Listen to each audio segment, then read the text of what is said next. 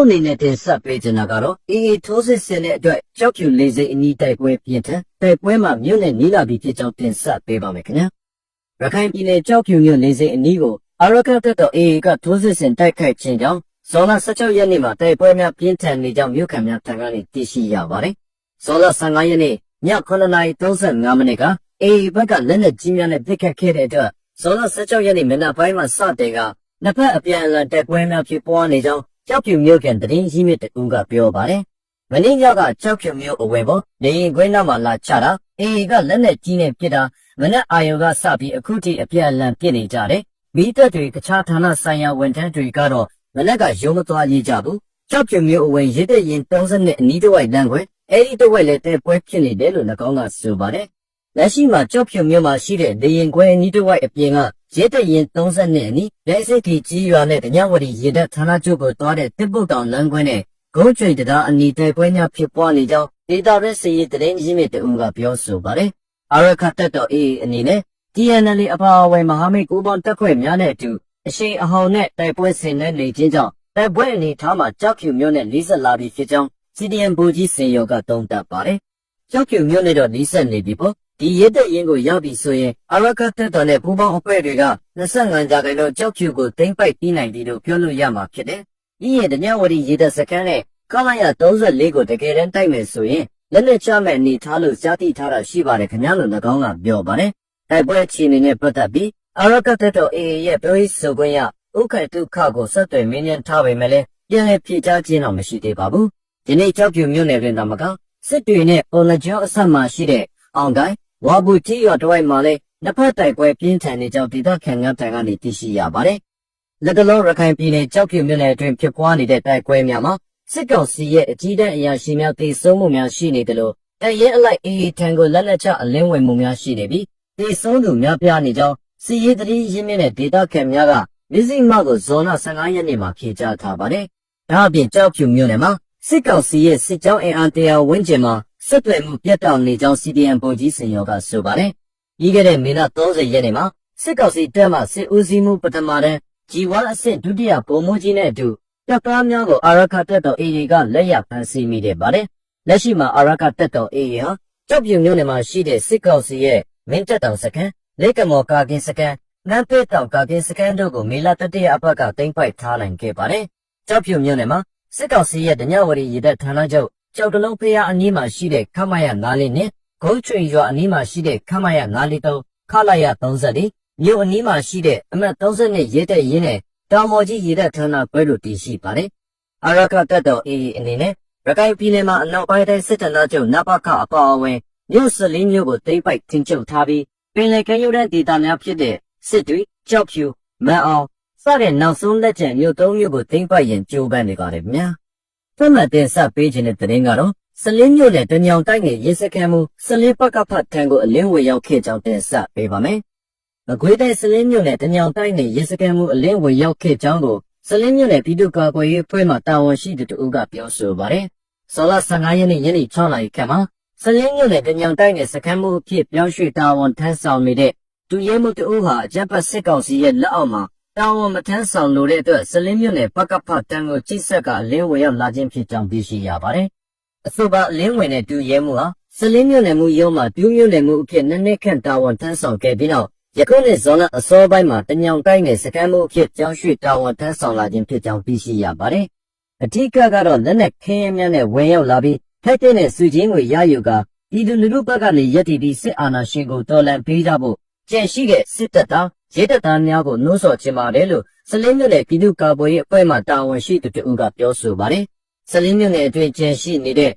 စစ်ကောင်စီလက်အောက်ခံစစ်သားများနဲ့ရဲတပ်ဖွဲ့များအနေနဲ့ပြည်သူလူထုနဲ့အတူကိုပေါင်းပါဝင်ပြီးလက်နက်ခဲယမ်းများနဲ့အလင်းဝင်ရောက်ပြီးထိုက်တန်တဲ့စုချင်းဝင်များရယူကာစစ်အာဏာရှင်ကိုတော်လှန်ပေးကြရန်စလင်းမြို့နယ်ပြည်သူ့ကာကွယ်ရေးအဖွဲ့ကအတိပေးနှိုးဆော်ထားပါတယ်ခင်ဗျာ။ဆက်လက်တင်ဆက်ပေးချင်တာကတော့PLA တွေစစ်ကိုမပို့နိုင်အောင်ဗိုလ်တံမဏိကတားဆီးနေတယ်လို့ပြောဆိုခဲ့ကြောင်းတင်ဆက်ပေးပါမယ်ခင်ဗျာ။ပလင်းမြို့နယ်ကန်တောင်ရဲစခန်းကိုတင်ပိုက်ဖို့စစ်စင်ရေးဆင်နွှဲနေတဲ့ PLA ပြည်သူ့လွတ်လပ်ရေးတပ်မတော်စီကိုစစ်ကိုမပို့နိုင်အောင်ရင်းမာပင်ပကဖခေါင်းဆောင်ဗိုလ်တံမဏိကနောက်ဆက်ဟန်တားနေတယ်လို့ PLA ရဲဘော်တအူးကပြောပါတယ်။ဇွန်လ16ရက်နေ့မှာ PLA ရဲဘော်တွေနှက်ကြီးမှုထောကူးတဲ့ကရုံးစိတ်အရောက်မှာ ကရုစိတ်ပိတ်ထားတယ်ဆိုတဲ့စိုင်းဘုတ်ကိုတွေ့ရတယ်လို့ဆိုပါတယ်။အဲဒါကြောင့်ဒေတာတာဝန်ရှိသူကိုစောမောင်ကိုတွားရောက်ပြီးကူညီတောင်းရမှာ PLA ဆိုရင်ကူးကွင်းမပြုတ်ဖို့တားမြစ်ထားကြောင်းပြောပြီးရင်းမာပင်ခရိုင်စစ်တပ်ကယာယီကိုကဲရဲမှုဗိုလ်တမင်းနဲ့ကိုမိုးကောင်းတို့ရဲ့အတန်ဖိုင်ကိုဖွင့်ပြတယ်လို့ဆိုပါတယ်။အဲ့ဒီအတန်ဖိုင်ထဲမှာ PLA နဲ့ NUG မဟုတ်တဲ့သူတွေကိုကူးကွင်းမပေးဘူးလို့ပြောထားကြောင်း PLA ရဲဘော်ကဆိုပါတယ်။အတန်ဖိုင်ထဲမှာပြောပြချက်အရ PLA တွေမြစ်ကိုကူးမယ်ဆိုရင်မြစ်နောက်ဘက်ကနေအရှိဘက်ကိုကူးတာကိုသာခွင့်ပြုပြီးမြစ်အရှိဘက်ကနေအနောက်ဘက်ကူးတာကိုလက်မခံဖို့တားမြစ်ထားတယ်လို့ဆိုပါတယ်။မြစ်နောက်ဘက်မှာ PLA တွေချီကုတ်ယူမှာဆိုလို့အဲ့ဒီလိုတားမြစ်တာလို့လည်းပြောထားကြောင်းအတန်ဖိုင်မှာပြောထားတယ်လို့ဆိုပါတယ်။ PLA တွေကိုလိုက်ပို့တဲ့ကတို့တွေ့ရင်အဲ့ဒီကတို့တွေကိုပါအေးအေးယူမယ်ဆိုပြီးချင်းချောက်ထားတယ်လို့လည်းဆိုပါတယ်။ချင်းတွင်းမြစ်အနောက်ဘက်ဟာ PLA တွေကန်တော့စကန်သိမ့်တိုက်ပွဲဆင်နွှဲနေတဲ့နေရာဖြစ်ပါတယ်။မြစ်ရှိဘက်က PLA တွေမြစ်နောက်ဘက်ကိုကိုးမလာရဘူးလို့ဆိုထားတဲ့အတွက်စစ်ကူမပေးပို့ရဘူးလို့တားမြစ်ဟန်တားနေတဲ့သဘောဖြစ်နေပါတယ်။ရင်းမာပင်ဘကပခေါင်းဆောင်ဗိုလ်တမဏိဟာအရင်ကတတိအေးစီရတော်ဦးတော်ပါကဖြစ်ပြီးစစ်တပ်အာဏာသိမ်းနောက်ပိုင်းမှာလူထွက်ပြီးဗိုလ်တမဏိနာမည်ခံယူထားတာဖြစ်ပါတယ်။ဗိုလ်တမဏိဟာအီရိုတိုက်ကာတော်လှန်ရေးအဖွဲ့ခေါင်းဆောင်ဗိုလ်ထိုက်မောင်အပါအဝင်စုစုပေါင်း20ကျော်ကိုတပ်ဖြတ်မှုနဲ့ NUG အမျိုးသားညီညွတ်ရေးအစိုးရကစုံစမ်းစစ်ဆေးဘူးသူလည်းဖြစ်ပါတယ်ခင်ဗျာ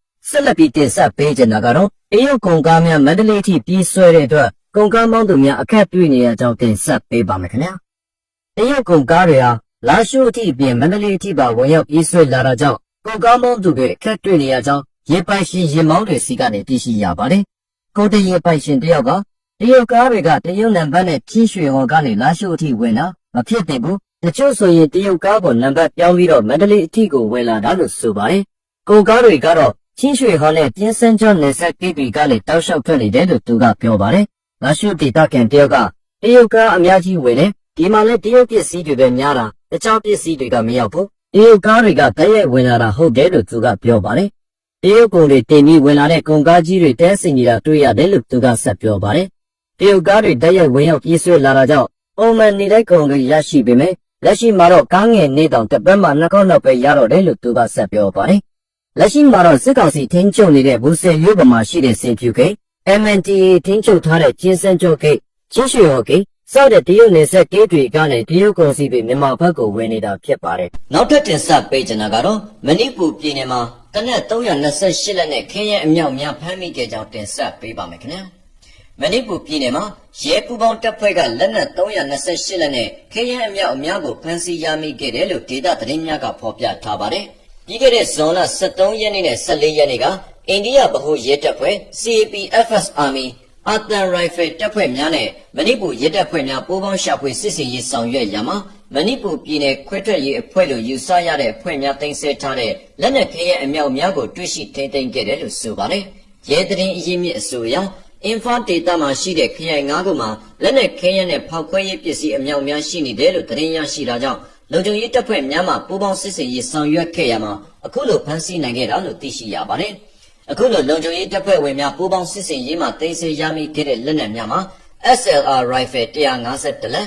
Incest Rifle 65လက်အခြားအမျိုးအစား Rifle 83လက်ကာဘိုင်တနက်5လက် MP5 တနက်2လက် LMGS 12လက် AK Series Rifle 6လက် MF Rifle တနက်2လက် AR-15 Rifle 1လက် Mortar 1လက် Pistol 6လက် Barrels 2ခုဖလက်တနက်2ခုတို့ကိုရှာဖွေသိမ်းဆည်းနိုင်ခဲ့တာဖြစ်ပါတယ်။ဒါအပြင်လုံခြုံရေးပူးပေါင်းတပ်ဖွဲ့များကခဲယမ်းများထဲမှာကျင်းအမျိုးအစား991ခု SLR-G 3534တောင် Incest-G 2186တောင် 303G 2252တောင် AKG 234တောင် MF Rifle-G 409တောင် 9mm-G 20တောင်လက်ပစ်ဗုံး10လုံးလက်တုပ်ဆန်3လုံးဖောက်ခွဲရေးမိုင်း9လုံး Para Devices 3ခုတို့ကိုတင်ဆက်ခဲ့တယ်လို့ဒေတာသတင်းများဖော်ပြချက်အရသိရှိရပါတယ်။အခုလိုလက်နက်ခဲယမ်းအများအများဖမ်းဆီးထိန်းသိမ်းနိုင်ခဲ့မှုအပေါ်ပြည်내အတွင်းတည်ငြိမ်အေးချမ်းရေးအတွက်အောင်မြင်မှုတစ်ခုဖြစ်တယ်လို့လုံခြုံရေးတပ်ဖွဲ့ဝင်များအနေနဲ့ဒေတာတွင်တည်ငြိမ်အေးချမ်းရေးနဲ့အများပြည်သူများဘေးကင်းလုံခြုံစွာနေထိုင်နိုင်ရန်ရှာဖွေစစ်ဆေးရေးများကိုဆက်လက်ဆောင်ရွက်သွားမှာဖြစ်တယ်လို့လုံခြုံရေးအရာရှိတဦးပြောပြချက်ကိုဒေတာသတင်းများကဖော်ပြချက်အရသိရှိရပါတယ်။တစ်ဖက်မှာမဏိပူပြည်နယ်မှာ2023ခုနှစ်မေလ3ရက်နေ့ကကိုကီဇိုအင်အားစုနဲ့ကတဲ့ အင်အားစုကြားလူမျိုးရေးပဋိပက္ခဖြစ်ပွားခဲ့ပြီးနောက်ကတဲ့အကြမ်းဖက်အဒန်ဘာတန်ကိုများကအင်ဖာမြို့မှာရှိတဲ့ရဲစခန်းများမှာလက်နက်600ကျော်နဲ့ ကြီးစံ9သိန်းကျော်ကိုလူယူသိမ်းဆည်းခဲ့ကြတာလည်းဖြစ်ပါတယ်ခင်ဗျာနောက်ထပ်တင်ဆက်ပေးချင်တာကတော့တရုတ်ဖိအားကြောင့်နောင်ချိုကို TNL လက်လွတ်ရမလားဆိုတဲ့သတင်းတစ်ပုဒ်ကိုတင်ဆက်ပေးပါမယ်ခင်ဗျာစစ်ကောင်စီစစ်ကြောင်းများဟာ10ကီလိုမီတာအတွင်းကိုခြိတက်လာပြီးတအောင်းမျိုးသားလွတ်မြောက်ရေးတပ်မတော် TNL နဲ့တိုက်ပွဲများကြိုကြားဖြစ်လာတဲ့အတွက်ကြောင့်နောင်ချိုမှဒေသခံအများစုမြို့မှထွက်ပြေးနေကြရပါတယ်။နောင်ချိုဟာတရုတ်နဲ့မြန်မာကိုဆက်သွယ်ထားတဲ့မန္တလေးလမ်းရှုံးမူဆယ်ကုန်သွယ်ရေးလမ်းမကြီးမှာတင်နဂဗျူဟာကြကြတည်ရှိပြီးမန္တလေးတိုင်းနဲ့ရှမ်းပြည်နယ်တောင်ပိုင်းကိုရှမ်းပြည်နယ်မြောက်ပိုင်းနဲ့ချိတ်ဆက်ပေးထားတဲ့တကားဝါလည်းဖြစ်ပါတယ်။ရှမ်းပြည်နယ်မြောက်ပိုင်းဟာ2023ခုနှစ်အောက်တိုဘာလက139ခုစစ်စင်ရေးနောက်ပိုင်းမှာအများအပြားညီနောင်မဟာမိတ်3ဘွဲ့ထိချုံမှုအောက်ရောက်နေတဲ့ဒေသဖြစ်ပါတယ်။ TNL ဟာအင်အားကြီးမားတဲ့အခြားတိုင်းရင်းသားတပ်မတော်နှစ်ဖွဲ့နဲ့အတူထိုမဟာမိတ်အဖွဲ့မှာအဖွဲ့ဝင်ဖြစ်ပါတယ်။ထိုစစ်စင်ရေးရဲ့2024ခုနှစ်ဇွန်လမှာစတင်ခဲ့တဲ့139ခုစစ်စင်ရေးဒုတိယအဆင့်မှာ TNL နဲ့၎င်းရဲ့မဟာမိတ်တော်လှန်ရေးအင်အားစုများကနောင်ချိုနဲ့နောင်ချိုရဲ့ကြီးလက်ဒေသများအပါအဝင်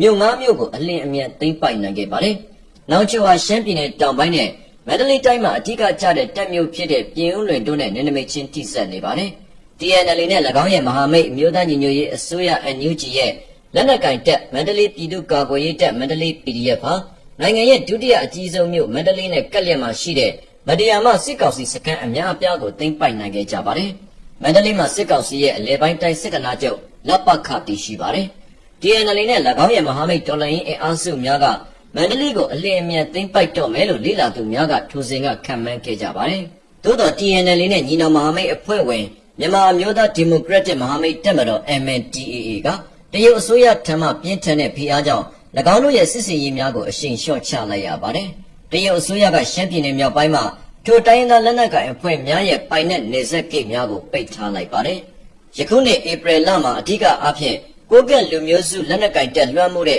MNDAA ဟာ PDF များအပါအဝင်အခြားတော်လှန်ရေးအင်အားစုအများအပြားရဲ့အကူအညီနဲ့သိမ်းပိုက်ထားတဲ့ရှမ်းပြည်နယ်မြောက်ပိုင်းမြို့တော်လာရှုကိုတရုတ်ကကြားဝင်တဲ့အပြစ်ခတ်ရဲဆေးရေးအရာစစ်ကောင်စီကိုပြန်ပေးရန်တရုတ်အစိုးရထံမှဖိအားပေးခြင်းခံလိုက်ရပါတယ်။တစ်ချိန်တည်းမှာပဲ TNL ဟာစစ်ကောင်စီကိုထိုးစစ်ရရန်တရုတ်ရဲ့ဖိအားပေးခံရပါတယ်။ဧပြီလနောက်ပိုင်းကယူနန်ပြည်နယ်ကူမင်းမြို့မှာကျင်းပတဲ့တရုတ်ကြားဝင်တဲ့ငြိမ်းချမ်းရေးဆွေးနွေးပွဲများမှာတော်လှန်ရေးအင်အားစုများရဲ့အကူအညီနဲ့လွတ်မြောက်စေခဲ့တဲ့မြို့များကိုစစ်ကောင်စီထံကိုပြန်လည်ပေးအပ်ဖို့ TNL ကိုစစ်ကောင်စီကဖိအားပေးပါတယ်။ဇွန်လကုန်ထိငလင်အပြစ်ခတ်ရဲစဲရေးကြီးညာထားပေမဲ့စစ်ကောင်စီကတစ်ချိန်တည်းမှာပဲနောင်ချိုမြို့နယ်ကိုပြန်လည်ထိန်းချုပ်ရေးထိုးစစ်အရှိန်ကိုမြင့်တင်လာပြီး TNL ရှေ့တန်းစခန်းများကိုသိမ်းပိုက်ကနောင်ချိုမြို့အနီးကိုချင်းကပ်လာပါတယ်။ယခုအခါစစ်ကောင်စီတပ်များဟာနောင်ချိုမြို့စီကိုမှန်မှန်ချီတက်လာနေပုံရပြီးTNL နဲ့၎င်းရဲ့မဟာမိတ်များထံမှခုခံမှုအနှိမ့်ငယ်တာရင်ဆိုင်လိုက်ရပါတယ်။ထိုအခြေအနေကြောင့်အရေးပါတဲ့မေးခွန်းများမေးစရာရှိလာပါတယ်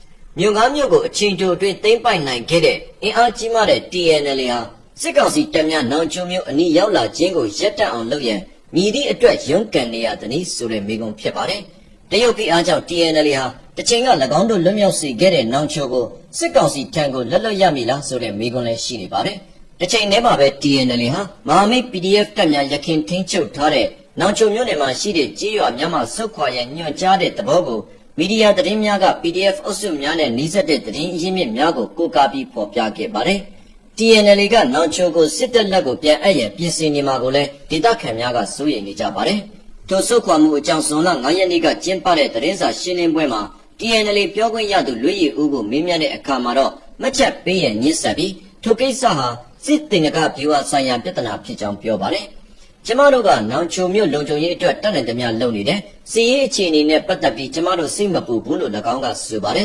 ။နောင်ချိုမြို့တောင်ဘက်10ကီလိုမီတာအကွာမှာရှိတဲ့ကန်ကြီးရွာမှာစစ်ကောင်စီတပ်များနဲ့တိုက်ပွဲဖြစ်နေကြောင်း TNL ကဇွန်လ9ရက်နေ့ကထုတ်ဖော်ပြောကြားပါတယ်။ကန်ကြီးကြီးရွာဟာရက်စောက်ကြောက်ကူနောင်ချိုလမ်းမှာတည်ရှိတဲ့ရွာဖြစ်ပါတယ်။စစ်ကောင်စီတပ်များနောင်ချိုမြို့အနီးကိုမချင်းကပ်နိုင်ရေးတားဆီးရန်TNL ဟာကန်ကြီးကျေးရွာမှာအခိုင်အမာခံစစ်ပြင်နေတယ်လို့စီရေးလိလာသူများကဆိုကြပါတယ်။မကြသေးမီကတိုက်ပွဲမှာ TNL နဲ့တော်လှန်ရေးတပ်များဟာရွှေမုံထောကျေးရွာအနီးထွက်ပြေးနေတဲ့စစ်ကောင်စီတပ်များကိုလိုက်လံတိုက်ခိုက်နေတဲ့သတင်းများလည်းရှိနေပါတယ်။ TNL ဟာကန်ကြီးကျေးရွာမှာစစ်ကောင်စီထိုးစစ်ကိုပြန်လည်ချေမှုန်းနိုင်ပါကနောင်ချိုမြို့လုံခြုံရေးအတွက်စိုးရိမ်စရာမရှိကြောင်းမြောက်ပိုင်းမှာတိုက်ပွဲများကိုအနီးကပ်စောင့်ကြည့်နေတဲ့စီရေးလိလာသူတို့ကအေယာဝတီသတင်းဌာနကိုပြောပါတယ်။ TNL ညီနောင်မဟာမိတ်ကကြေညာထားတဲ့ဇော်လကုံအထိငလင်အပြစ်ခတ်ရဲဆေးရေးကိုလိုက်နာပြီး ခင်စစ်အနေထားကိုရောက်ရှိနေကနောင်ချိုမြို့နယ်မှာနေမြေဆုံးရှုံးနေကြောင်း2021ခုနှစ်စစ်အာဏာသိမ်းမှုနောက်ပိုင်းတပ်ပြောင်းလာတဲ့ဗိုလ်ကြီးဟောင်းစင်ရောကပြောပါတယ်စစ်တေနကဗျူဟာအရခင်စစ်အနေထားရောက်နေတဲ့ဘက်ကရေရှည်မှာအပေါ်စီးရတယ် TNL ရဲ့အပြစ်ခက်ရစဲရေးကြောင့်စစ်ကောင်စီတပ်တွေနောင်ချိုနားကိုလာလို့ရသွားတာဖြစ်နိုင်တယ်လို့လည်း၎င်းကဆိုပါတယ်။သို့တော့ TNL နဲ့မဟာမိတ်တပ်များဟာထိုမျိုးကိုကာကွယ်ရန်ထိုးစစ်အသွင်ရှိတဲ့ခင်စစ်တေနကဗျူဟာကိုပြန်လည်စတင်နေတယ်လို့လည်းဗိုလ်ကြီးအောင်စင်ရောကပြောဆိုထားပါတယ်။နောင်ချိုဟာရပ်ပြည်နယ်တောင်ပိုင်းကိုတကားဝဖြစ်တဲ့အတွက်ကြောင့်စစ်ကောင်စီနဲ့ TNL နှစ်ဖက်စလုံးအတွက်အရေးပါပြီးရပ်ပြည်မြောက်ပိုင်းမှာစစ်စင်ရေးများအတွက်လည်းအရေးပါပါတယ်။လက်ရှိအခြေအနေအရ TNL ကငလင်ပြစ်ခတ်ရဲစေးရေးဆက်လုပ်နေရင်နောင်ချိုကိုစစ်ကောင်စီလက်အပ်ရမယ်လို့ဗိုလ်ကြီးအောင်စင်ရောကပြောဆိုထားပါတယ်ခင်ဗျာ။